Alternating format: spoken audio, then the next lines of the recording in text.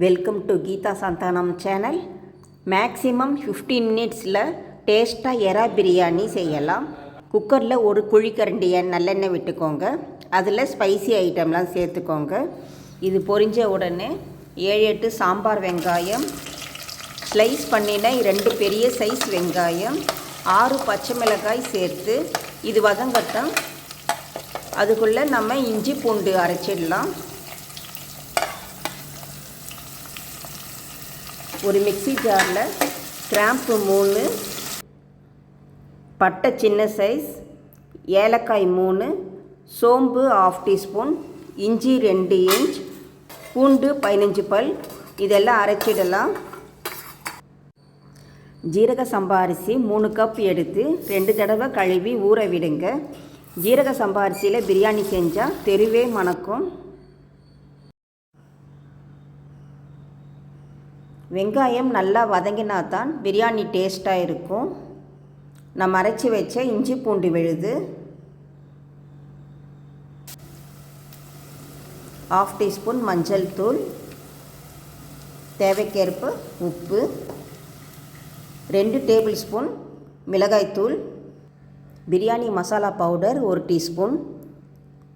இதில் கட் பண்ணின 2 பெரிய தக்காளி, நல்லா கழுவி க்ளீன் பண்ணின எறா சேர்த்து பிளேட் போட்டு மூடி மீடியம் ஃப்ளேமில் 5 மினிட்ஸ் இருக்கட்டும்.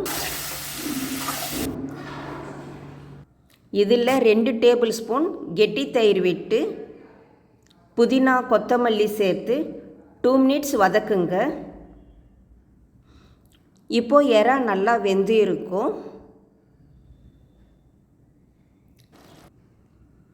3 கப் ஜீரக சம்பா அரிசிக்கு 5 கப் தண்ணி சேர்த்து கலந்து விட்டு அரிசியில் இருக்கிற தண்ணி எல்லாம் நல்லா வடிகட்டிடுங்க.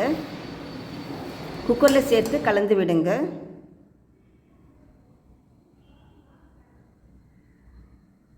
கடைசியாக உப்பு காரம் டேஸ்ட் பண்ணுங்கள். உப்பு கம்மியாக இருந்ததுன்னா உப்பு சேர்த்துக்கலாம். காரம் கம்மியாக இருந்ததுன்னா 2 பச்சை மிளகா கீரி சேர்த்துக்கோங்க. ஒரு கொதி வந்த உடனே நல்லா கலந்து விடுங்க. கலந்து விட்டு குக்கரை மூடிட்டு குக்கர் வெயிட் ஃபிக்ஸ் பண்ணுங்கள். மீடியம் ஃப்ளேம்லேயே இருக்கட்டும். ஒரு சவுண்டு வந்த உடனே ஆஃப் பண்ணிடலாம்.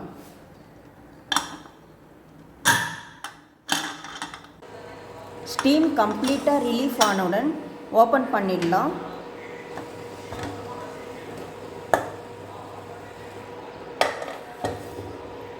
சாதம் ஒன்றோடு ஒன்று ஒட்டாமல் இருக்க 1 ஸ்பூன் நெய் விட்டு கலந்து விடுங்க.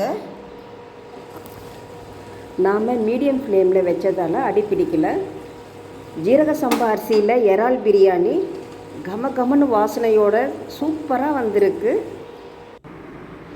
ஃப்ரெண்ட்ஸ், நீங்களும் செஞ்சு பார்த்துட்டு எப்படி இருக்குன்ட்டு கமெண்ட்ஸில் சொல்லுங்கள். தேங்க்யூ ஃபார் வாட்சிங்.